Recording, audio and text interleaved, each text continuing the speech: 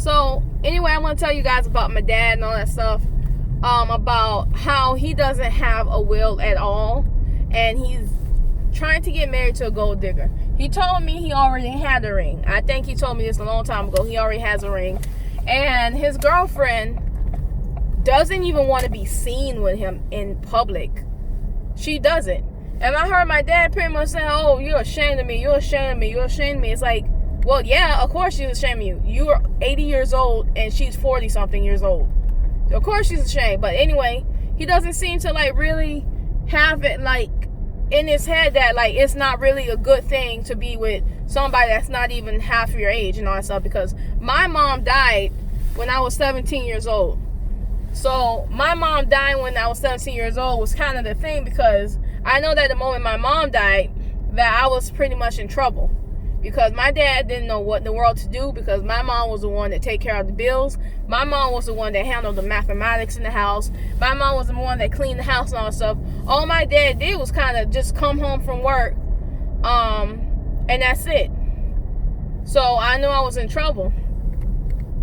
So anyway,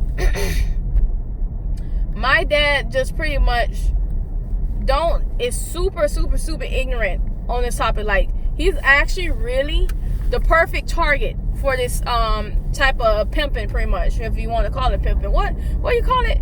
You call it tricking. He's an actual perfect target for this tricking, because he don't seem like he even gives a darn about anything at all except the girlfriend, right?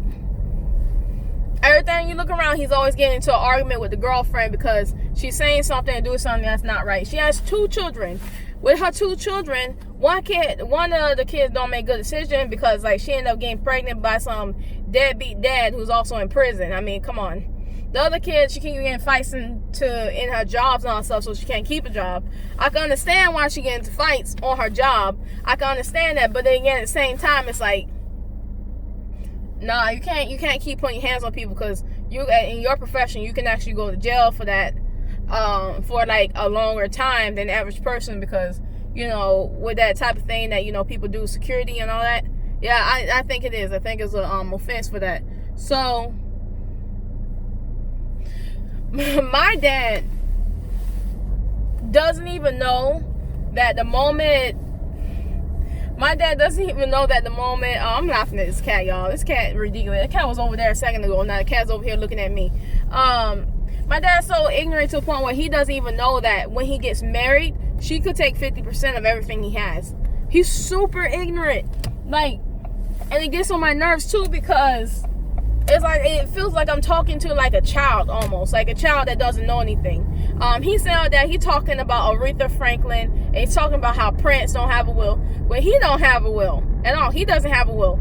And so, yeah, running his mouth, because he knows that you need to have a will in case you want to pass it down to your next of kin. But he doesn't even have that. So what the lady gonna do is that I don't talk to her, because I don't like people like that. I don't feel like I gotta talk to people in order to be their friend and all that stuff. I don't want to be friends with different people, and not to mention that I kind of don't like the way they behave.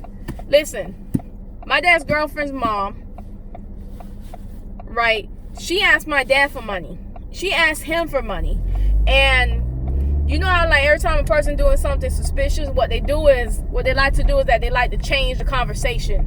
They like to change the whatever they're saying to them, so that they don't want you to hear what they're talking about. Basically, she was begging my dad to get her a machine, right? And the machine costs like $1,000 something, and she was begging for my dad to get a machine. And then when I jumped in the conversation, she changed the conversation. You see, it's that type of tricky stuff, and I don't like that. That's not cool. So anyway,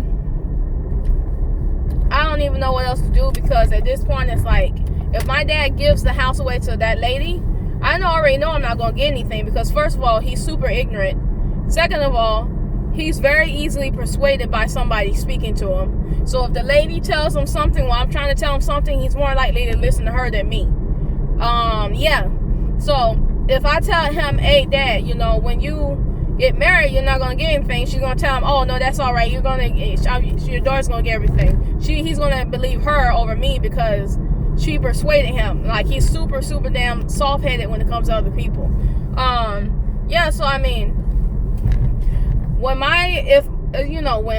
I keep saying when because I might even damn die first. My dad let me know this every day. Well, you might die first. And how sick I've been, I might damn die first.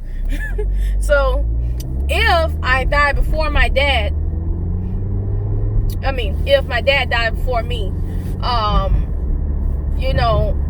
than that, I was about to try to rent the house out, basically follow his wishes and all this stuff, but he's going to give it to people that don't even know how to really run a house. I'm not going to say they're going to do a bad job. I don't know. All I know is that I told him straight up that, I said, Dad, I don't want to live in a house with other people like that. Other people that, don't really have good morals. Other people that don't really have good sense and all that. I don't want to do that. So I don't even know. I don't even know what I'm going to do, because other than that, when you get a job over here, you better get a job that pays you at least like $18 or something, because other than that, you're going to need government housing, you're going to need food stamps, you're going to need all that stuff just to try to live over here, which means basically I'm going to have to try and move out of the state or something like that, or try to move up north or something, or up north, or maybe down south, basically move anywhere else but here, because just to make a type of a living, because I can't do it. And my brother is like disabled. You need money to help take care of a disabled person. He lives in assistant housing, but it's like, you live in assistant housing, and it's like you're gonna need money for a lawyer. It's government helps them out, but you also gonna need money for a lawyer. And that's gonna be a pain in the butt. Like, it really is gonna be a pain in the butt. So anything in that, like, I probably will be able to see my brother, like, a few times a year if I stay in the state. Maybe one time a year if I have to move out of the state. And it's like, it just seemed like to me, like, it's just a real big pain, because other than that, I don't really even know what to do past that, because, everything was kind of supposed to be planned out, and now it's kind of ruined because my dad just want to give it away to somebody else. And it feels like to me that maybe I'm just going to have to, like, basically, if I can't do it, I'm going to take my brother out of assistant housing, but it wouldn't make any sense, because it's better keep him in assistant housing than take him out. I don't even know what to do. I really don't. I'm super confused. I just learned today that there's more to death than just a will, which means that I would have been very, very, very lost. I would be very lost if my dad were to die before me. So I don't even know. I don't. Somebody told me that I need to go. My dad needs to get a lawyer, but my dad keeps telling me, oh, I already have a lawyer, and he doesn't ever give me the lawyer's name, so he's lying. He always tells me that he's not thinking about dying. I don't even know why he's saying that all the time, because, why not just make your will and get it over with? Even I made a will. When I made a will, he seemed very happy about me making the will. So I don't even, I guess by the end of the day, it doesn't matter, because he's about to just give it all the way to somebody else anyway. And, her debt's going to pretty much probably eat up the whole entire, like, pretty much whatever money that's, been paid off on the house is going to eat up that, because I don't know how much debt she has.